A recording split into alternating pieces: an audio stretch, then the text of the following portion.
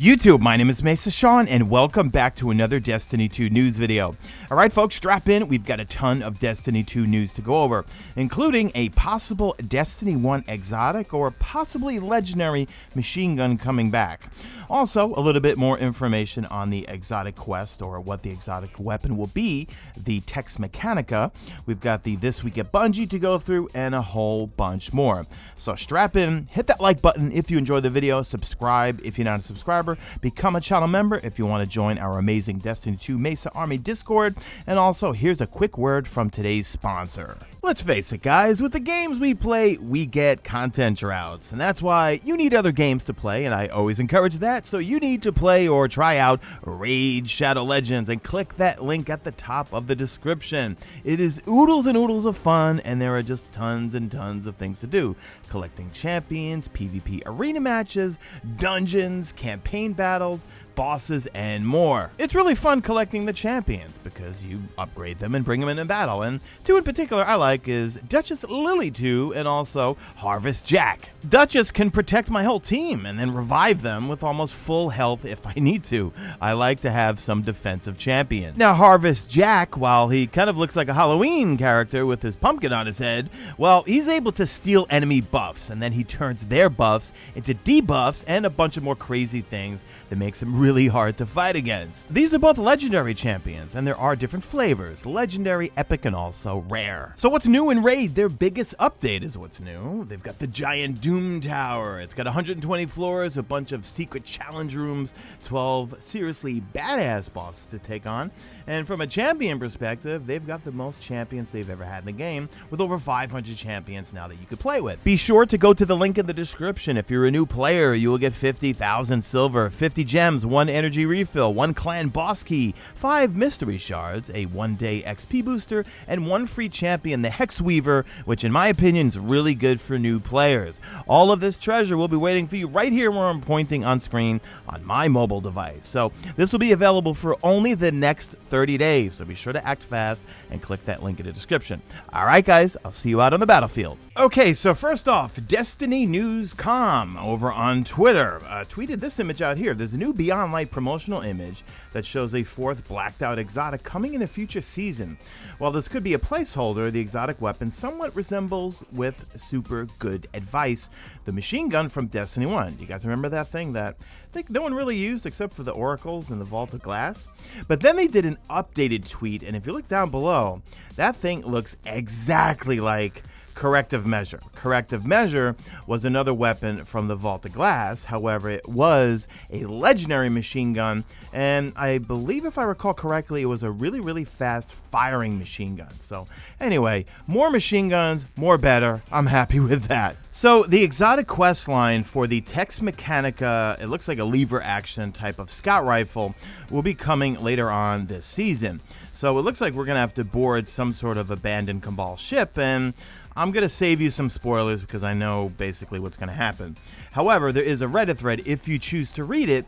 It doesn't have the quest steps, however, it's got some major spoilers for the quest, and you can read it at your own risk. I will link it in the description, just showing it on screen for a brief moment there. But either way, if you want to know some of the lore and quest information, but not the exact steps, we're going up there to do a particular thing, but I don't want to ruin it for you guys, right? So no spoilers, all right? Rocket launchers got about a 30% buff across the board with the last update. So here's an update on the exotics. Now, it seems like Eyes of Tomorrow from the Deepstone Crypt raid actually got kind of a nerf of 35%. That's got to be a bug.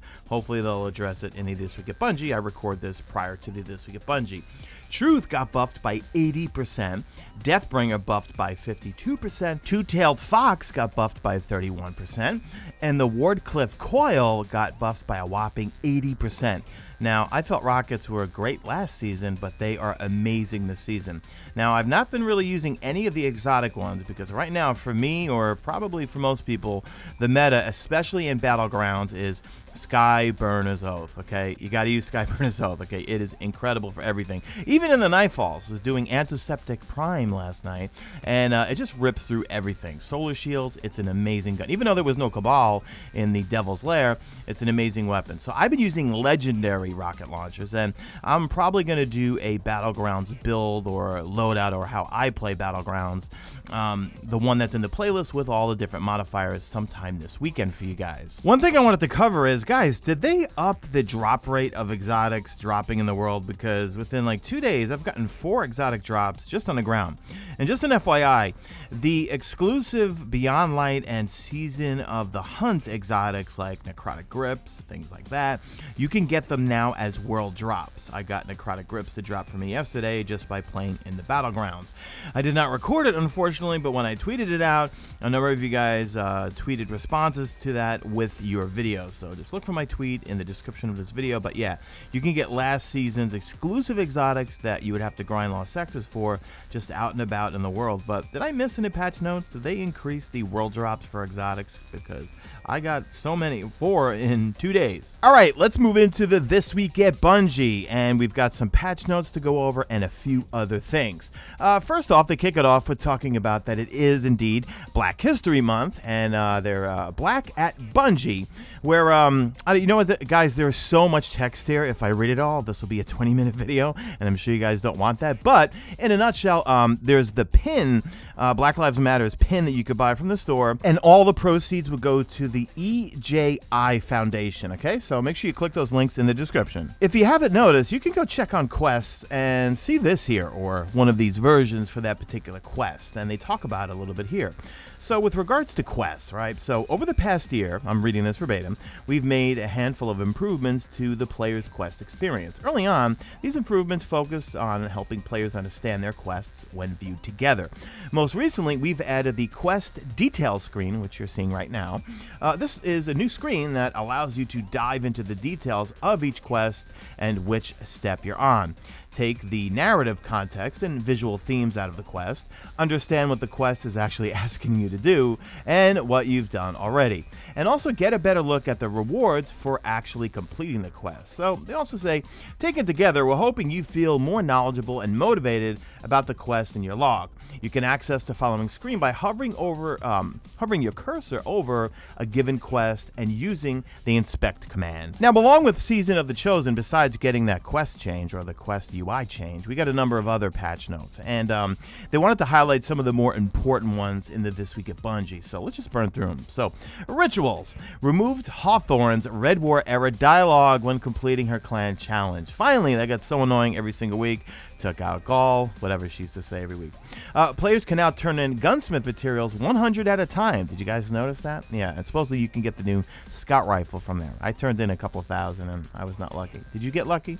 And Vanguard tokens 20 at a time, enough to get a full rank. Reputation, Valor, Glory, and Infamy rank up banners are now at the bottom of the screen, no longer blocking players from taking actions in orbit when hitting a new rank. Thank God. I love that feature. Valor, Glory, and Infamy values are now available on the main director screen for the ritual. Gambit reworked the moat system to be more reliable gathering. I was playing Gambit last night. I didn't notice anything different, but whatever. Moving on to the Crucible, Iron Banner removed skill-based matchmaking listing from the Iron Banner tooltip. It has been using connection-based matchmaking along with the rest of the Crucible since June of 2020. Survival, life count change from 6 to 4.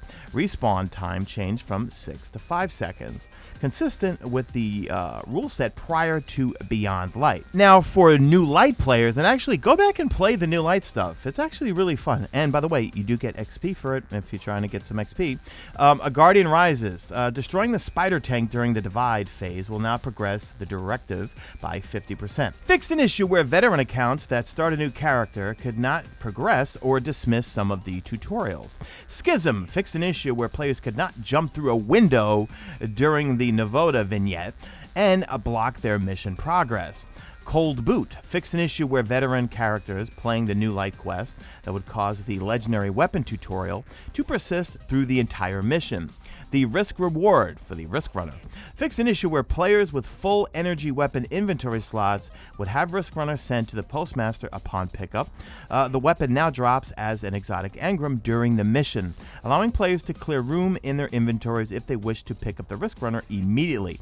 And for the Forsaken campaign, they have fixed an issue where players would see a quest full message when trying to start the Forsaken campaign, forcing them to find and pick up the quest at the quest archive in the tower before proceeding. Lastly, they update us on the Destiny Content Vault and the Cosmodrome. Now, the Content Vault is really, they say here, to merge some of the best of Destiny 1 and Destiny 2 and what they have to offer. But they say here, when we first shared our plans, we were still early in development and uncertain how far we would go with the Cosmodrome Unvault. We were pretty sure it wouldn't include the Plague Lands, but what about the locations added in the Year 1 DLCs? Or the awesome colony ship behind Sepic's lair with the Taken King? What about all the public patrol spaces? How much of the Cosmodrome would we need in order to accomplish our goals of having a great space to tell a new Guardian origin story while still giving veteran players a big dose of nostalgia via some updates to the Strike playlist? Well, they say here, as we approached Beyond Light's launch, it became clear to us that we had a choice to make. After returning all 3 of its original strikes, do we invest more time and resources in bringing Cosmodrome to D1 parity, or do we switch our focus to building new experiences for Year 4 and beyond? Given that we believed we had achieved our original goals and knowing that the community and the team's desire for new content, we chose the latter option. But when we made that decision, we failed to properly update your expectations for how far the Cosmodrome experience was going to be extended, and that it was a mistake. So to clear things up, with the Devil's Lair and the Fallen Saber Strikes returning, we don't have any active plans to add more to the Cosmodrome than what's already in the game right now. We will continue to be using the Destiny Content Vault to drive variety in the live game in the future. The Cosmodrome was our first big push, and later this year with the Vault of Glass when it returns. So yeah, I was wondering, like, where is the Rocket Yard? And also, where is the Fallen Saber Strike? It has not come up once for me in the Strike playlist. You can't find it anywhere.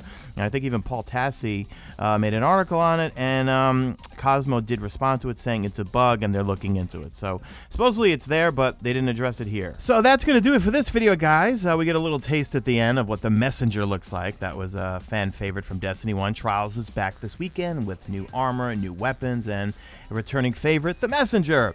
And also they say, don't forget, we also have a weekly bounty that grants the 3-win reward upon completion. All right, guys, I'll be streaming Xur tomorrow at, I think I stream around 11:15, 11:30 a.m. Eastern Standard Time, and then I trim it down to a little video. All right, guys, leave me a hashtag made it to the end if you did make it to the end, and do me a favor, drop a like in this video only if you see fit. Follow me on Twitter at Mesa Sean. Check out my stream. You usually know it's on YouTube, and that's it. I am out of here like Vladimir.